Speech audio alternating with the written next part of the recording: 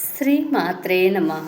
ఆణిముత్యాల ఛానల్కు స్వాగతం, నమస్కారములు. ఈ చిన్ని పూజ చేస్తే ఇంట్లో దరిద్రం పోతుంది. శనివారం ఈ ఒక్క పని చేస్తే శని దోషం తగ్గుతుంది. శాంతి, ఐశ్వర్యం, సర్వ శుభాల కొరకు, శని దోష నివారణకు. శనివారం రహస్యం. ఈరోజు ఓం శం శనైశ్చరాయ నమః ఈ మంత్రాన్ని 11 సార్లు జపించండి. శనివారం రోజున కొన్ని నియమాలను పాటిస్తే అన్ని శుభ ఫలితాలు కలుగుతాయని శాస్త్రం చెబుతుంది.